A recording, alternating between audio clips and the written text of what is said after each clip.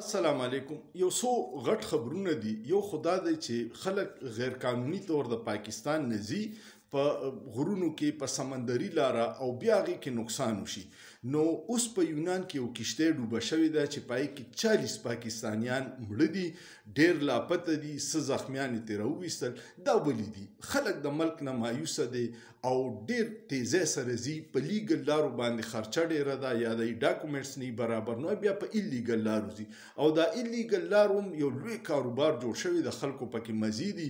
زموږ ادارې دي په هر څه نظري، خو دې طرف ته توجه یا نشته، یا پکې انټرست نشته، یا ورته فایده ده پکې، ځکه چې پردي بچي مري.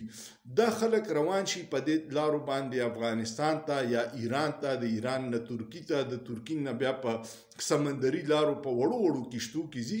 او دا کومه کشتۍ چې ډوبه شوې ده، نو وایي چې د دې انجن هم خراب و. په یونان کې سفیر صاحب وایي او د دې هغه ډرایور چې هغه هم کلاړي نه و، اناړي و. نو دغې وجه نه بیا دوی دا چلو کوي چې د پیسو په لالچ کې چې په کشتۍ کې د 50 ګنجایش دوی پکې 200 کړي، بیلنس خراب شي او هغه ګډوډ شي.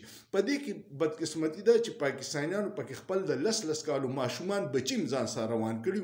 نو دا ډېر د افسوس خبره ده. تیر کال په یو کشتۍ کې 265 پاکستانیان مړو، خو دلته کې د هیچا په پروا نشته، پردي بچي مړي نه، ولا حکومت څه پالیسي جوړوي، نه ادارې خپل کار روایي کوي.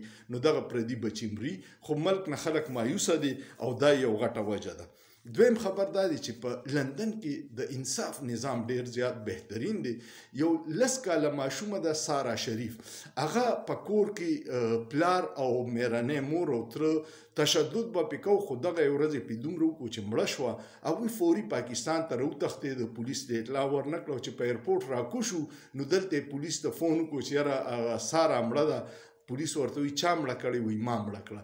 بیا دوی یو میاشت نیم په سیالکوټ کې اخوا دېخوا پټېده، خو بیا چې دوی لندن ته تلل نو د جاز نه یې چوت کړه او هغه ماشومې باندې دومره د پلار او میرنۍ مور او تره تشدد کړی چې د هغې په بدن باندې 70-80 د زخم نشانونه دي او 15 هډوکي ولا مات کړي ځای په ځای. سوچ وکړئ چې 10 کالو ماشومو سره دومره ځناورتوب خپل پلار څنګه کولی شي. خو نظام انصاف سخت دی، فوري ثبوتونو سره گرفتار شو. پلار له اوس 40 سال قید، مور له میرنۍ له 33 سال قید او تره له 16 سال قید کو. نو دغه یو خبر دی.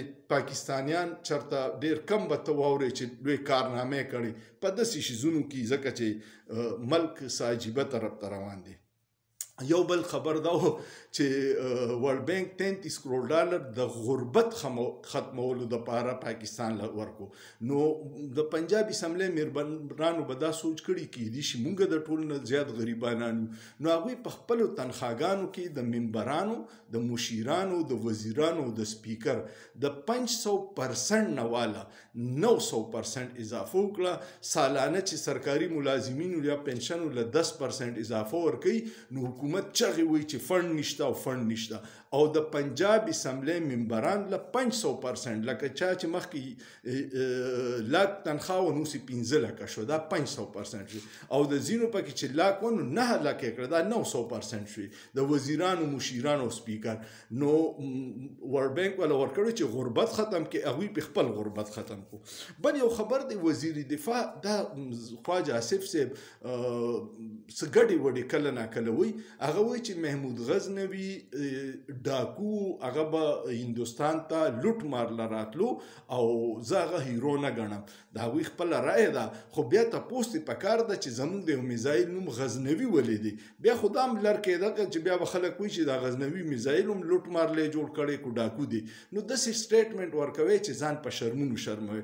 او د وزیر دفاع په پاکستان کې حیثیت دا دی چې وزیر دفاع نه لاندې سیکټري دفاعي او بیا د هغه نه لاندې آرمي چیف او د درې وان فورسز، د نیوي او د ایرفورس دوی ته جواب کوي. خو مخکې ورځ میډیا ریپورټ کړی چې آرمي چیف ته روټ لګېدلی، روټ چې ولګي نو ټول لارې کوڅې بندې شي، پولیس فوجیان ودرېږي او هېڅ بیا پای طرف نشي تللی.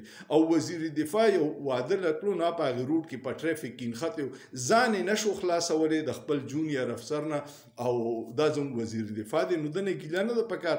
خو زه وایم چې کله ده ووایي چې محمود غزنوي ډاکو غلو، ټیک ده، د هغه په رایه احترام دی، د هغه یو رایه ده. خو بیا د میزایل نوم بدل کې د غزنوي نه خلک به وایي چې غل ډاکو میزایل را پسې راغی نو داسې نااهله د فارم سینتالیس چې کله ته حکمرانان کې او سہولتکاري زموږ دغه دفاعي ادارې وکړي نو بیا داسې سټیټمنټونه راځي چې هغه د عوام کې مایوسۍ او د غوسې اظهار کوي امید لرم ویډیو به ستاسو خوښ شوي که ویډیو مو خوښه شوه لایک یې کړئ شیر یې کړئ کمنټ وکړئ او سوچ پیو کې په سوچ کې څه ګناه نشته